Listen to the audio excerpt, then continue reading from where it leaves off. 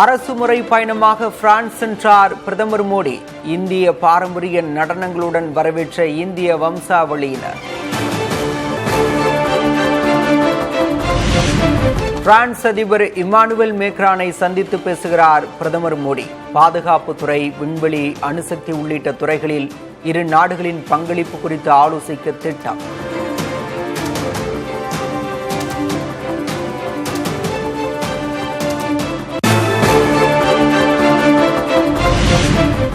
G7 மாநாட்டில் பங்கேற்க சென்றுள்ள பிரதமர் மோடியை அமெரிக்க அதிபர் ட்ரம்ப் சந்திப்பாரா என வெள்ளை மாளிகை தகவல்.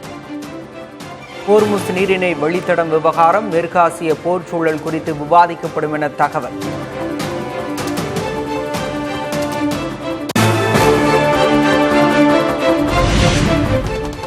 தமிழக கடலோர பகுதிகளில் அமலில் இருந்த 61 நாட்கள் மீன்பிடி தடைக்காலம் இன்று நள்ளிரவுடன் நிறைவு.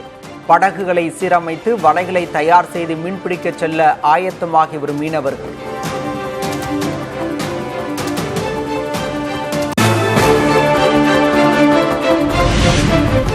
காவிரி படுகை மாவட்டங்களில் இன்று கனமழை பெய்யக்கூடும் என வானிலை ஆய்வு மையம் தகவல். தஞ்சை, திருவாரூர், நாகை, மயிலாடுதுறைக்கு கனமழை எச்சரிக்கை.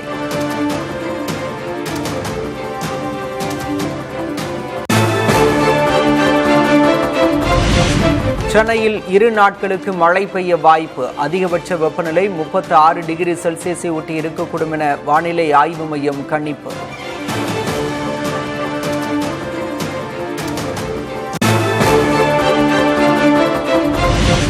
அரியலூர், ராணிப்பேட்டை மாவட்டங்களில் வெளுத்து வாங்கிய கனமழை. வேலூர் மற்றும் சுற்றுவட்டார பகுதிகளில் பெய்த மழையால் சாலைகளில் பெருக்கெடுத்த தண்ணீர்.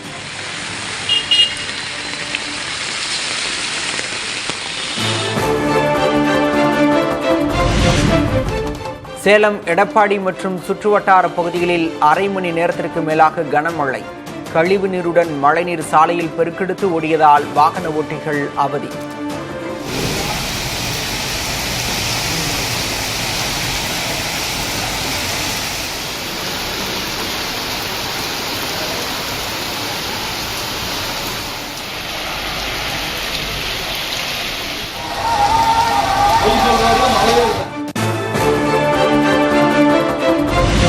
தொடர் மழையால் குற்றால அருவிகளில் ஆர்ப்பரித்து கொட்டும் தண்ணீர்.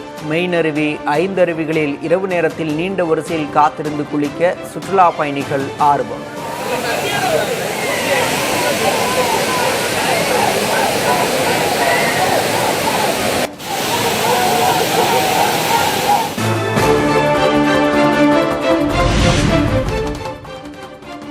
குற்றால மெயின் அருவியில் குளிக்க அனுமதித்த முதல் நாளே மயங்கிய சுற்றுலா பயணி உயிரிழப்பு. அருவிக்கரையில் முதலுதவி சிகிச்சை மையம், ஆம்புலன்ஸ் வசதி ஏற்படுத்தி தர பொதுமக்கள் கோரிக்கை.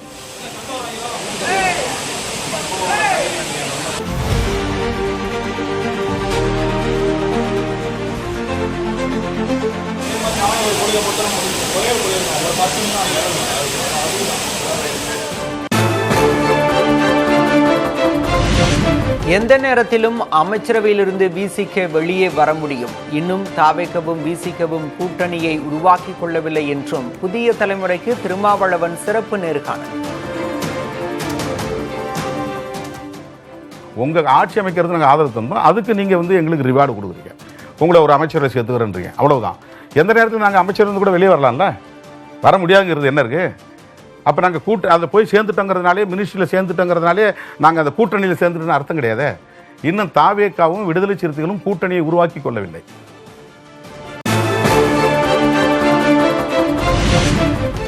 பாஜகவிலிருந்து விலகி தாவேக்காவில் இணைந்தார் முன்னாள் எம்எல்ஏ விஜயதரணி. கட்சி பொதுச் செயலர் ஆனந்த் முன்னிலையில் தாவேக்காவில் ஐக்கியம்.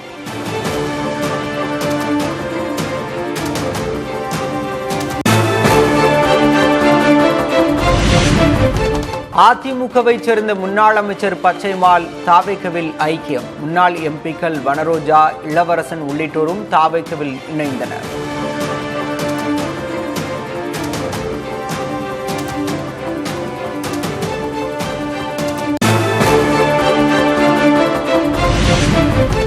சனிக்கிழமை தோறும் ஆள் பிடிக்கும் வேலையை தாவேக்கா செய்து வருவதாக அதிமுக முன்னாள் அமைச்சர் RB உதயகுமார் விமர்சனம்.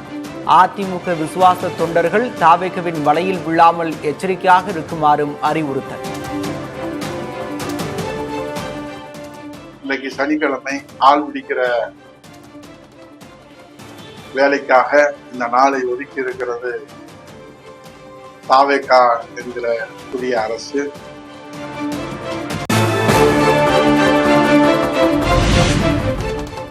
அதிமுக எம்எல்ஏக்களை விலைக்கு வாங்கும் வேலையில் விஜய் ஈடுபட்டுள்ளதாக மு.க. ஸ்டாலின் விமர்சனம்.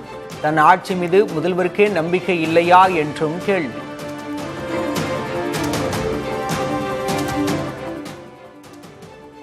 இப்ப நம்ம முதலமைச்சர் என்ன செய்யறாரு தெரியுமா? அதிமுக எம்எல்ஏக்கள் ஷாப்பிங் பண்ணிட்டு இருக்கிறாரு.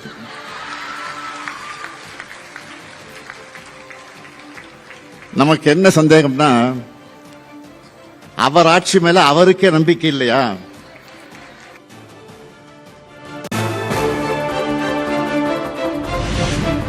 பாஜகவின் ஜெராக்ஸ் போல முதல்வர் விஜய் செயல்படுகிறார் என திமுக தலைவர் மு.க. ஸ்டாலின் குற்றச்சாட்டு.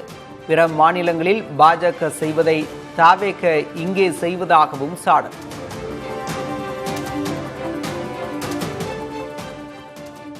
முதல்ல அவர் ஆட்சியை காப்பாத்திக்க அதிமுக எம்எல்ஏக்களை தாவேகாவுக்கு ஆதரவா வாக்களிக்க வச்சார்.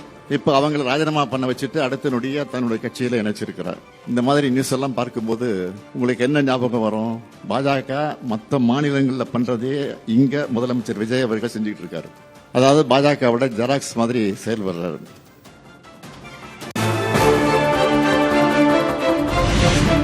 கான்பிடண்டாக இருங்கள் என சொல்லும் விஜய்க்கு முதலில் கான்பிடன்ட் உள்ளதா என மு.க. ஸ்டாலின் கேள்வி. திருந்து போன சக்தியிடமிருந்து திருடும் காய்ந்து போன சக்தி தாவேக என்றும் விமர்சனம். முதலமைச்சர் தான் மேடைக்கு மேட கான்பிடண்டா இருங்க, கான்பிடண்டா இருங்க சொல்றாரு தவிர அவர் முதல்ல கான்பிடண்டா இருக்காரா?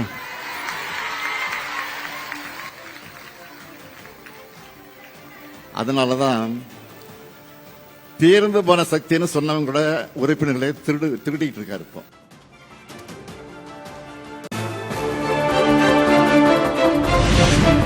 தாவேகவை போல ரீல்ஸை பயன்படுத்தி நாமும் வெல்வோம். சமூக வலைதள செயல்பாடுகளை அதிகரிக்க வேண்டும் என நிர்வாகிகளுக்கு எடப்பாடி கே. பழனிசாமி அறிவுறுத்தல்.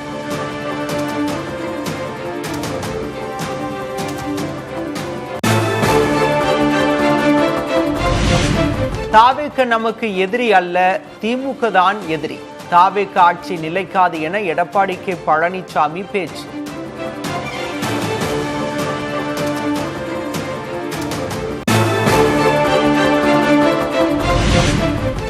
ஐம்பது ஆண்டு அரசியல் அனுபவம் உள்ள ஸ்டாலினால் கூட தாவேகவின் வெற்றியை கணிக்க முடியவில்லை. திமுகவின் 4ஆம் தலைமுறையைச் சேர்ந்த உதயநிதியால் மட்டும் எப்படி கணிக்க முடியும் என அமைச்சர் ஆதவ் அர்ஜுனா கேள்வி. 50 வருஷம் அனுபவம் இருக்குன்னு கேட்ட சொல்லிக்குவாங்க. ஒரு தலைவர் பிரச்சாரத்துல என்ன வெற்றியை உருவாக்க போறாருன்னு திமுக கண்டுபிடிக்கவே முடியலன்னா இந்த 4வது ஜெனரேஷன் இருக்க திரு உதயநிதி அவர்கள் என்ன கண்டுபிடிப்பார்னு எனக்கு தெரியல.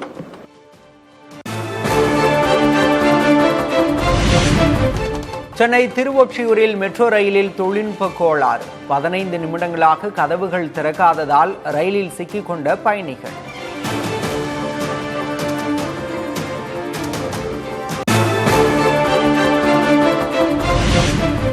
சென்னை மெட்ரோ ரயிலில் ஏற்பட்ட தொழில்நுட்ப கோளாறு 10 நிமிடங்களில் சரி செய்யப்பட்டது. எஞ்சிய நேரங்களில் ரயில் சேவையில் எந்த பாதிப்பும் ஏற்படவில்லை என்று மெட்ரோ நிர்வாகம் விளக்கம்.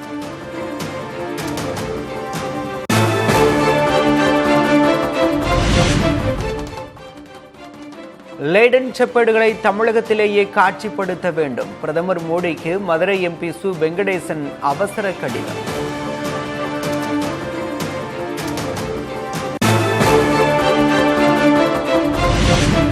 நடிகர் ரஜினியின் பெயரையோ புகைப்படத்தையோ எந்த அமைப்பும் பயன்படுத்தக்கூடாது என ரசிகர் மன்றம் அறிவுறுத்தல். அண்ணாமலை, ராகவா லாரன்ஸ் ஆகியோருக்கு ரஜினி ஆதரவு என வலைதளங்களில் தகவல் பரவிய நிலையில் அறிக்கை.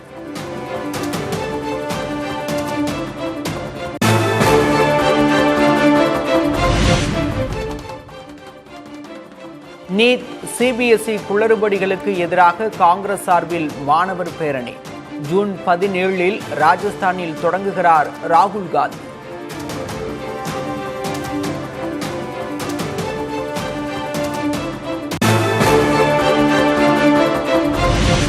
காங்கிரஸ் தலைவர்களின் அணுகுமுறை இந்தியா கூட்டணியை பலப்படுத்தாது. பினராயி விஜயனை கட்டியணைக்க விரும்பவில்லை என்ற ராகுல் காந்தியின் கருத்துக்கு சிபிஎம் தேசிய செயலர் MA பேபி விமர்சனம்.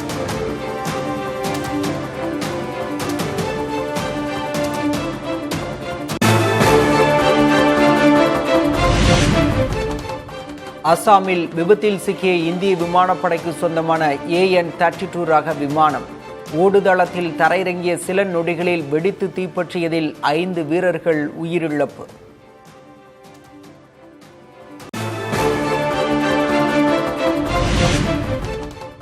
அசாம் விமான விபத்து தொடர்பாக விசாரணைக்கு உத்தரவிட்டது இந்திய விமானப்படை. உயிரிழந்த விமானப்படை வீரர்களின் குடும்பத்தினருக்கு பாதுகாப்புத்துறை அமைச்சர் ராஜ்நாத் சிங் இரங்கல்.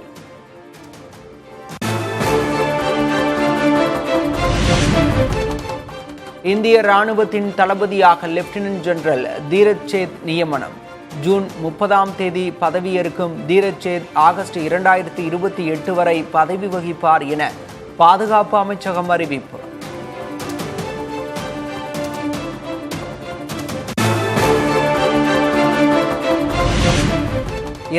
முதல் 5000 கிலோமீட்டர் தொலைவிலிருந்து பாய்ந்து வரும் ஏவுகணைகளை இடைமறித்து அழிக்கும் தற்காப்பு சாதனங்கள் வெற்றிகரமாக பரிசோதித்ததாக மத்திய பாதுகாப்பு அமைச்சகம் அறிவிப்பு.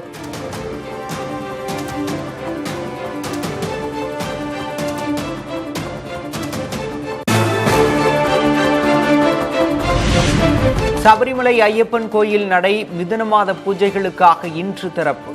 கோயிலின் அதிகாரப்பூர்வ இணையதளத்தில் தரிசன நேரத்தை முன்பதிவு செய்து கொள்ளலாம் என அறிவிப்பு.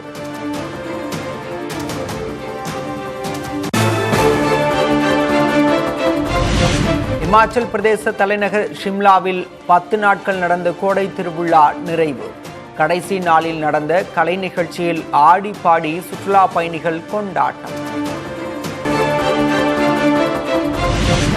இந்திய மாலுமிகள் கொல்லப்பட்ட விவகாரத்தில் அமெரிக்காவிடம் மீண்டும் கண்டனத்தை பதிவு செய்த இந்தியா வணிக கப்பல்களின் பாதுகாப்பு உறுதி செய்யப்பட வேண்டும் என மார்க்கோ ரூபியோவிடம் ஜெய்சங்கர் வலியுறுத்தல்.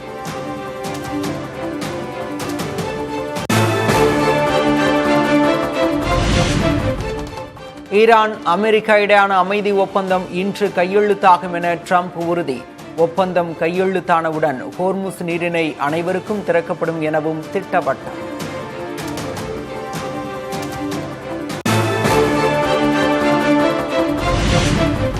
ஈரான் தனது அணுசக்தி மையங்களை சுற்றி கன்னிவெடிகளை புதைப்பதாக தகவல்.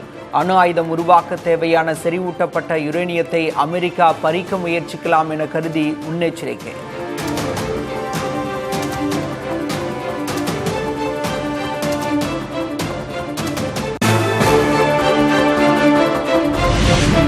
லெபனான் இஸ்ரேல் இடையே வரும் 22ஆம் தேதி பேச்சுவார்த்தை. ராணுவ பின்வாங்கல், பைலட் மண்டலம் உள்ளிட்டவை குறித்து ஆலோசிக்க முடிவு.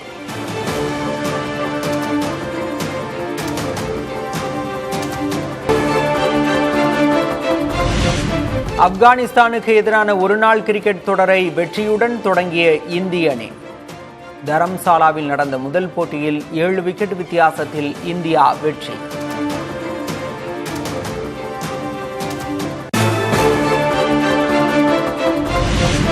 மகளிர் 20 ஓவர் உலகக்கோப்பை கிரிக்கெட் தொடரை வெல்லுமா இந்திய அணி? பர்மிங்காமில் இன்று நடக்கும் முதல் ஆட்டத்தில் பாகிஸ்தான் அணியுடன் பலப்பரீட்சை.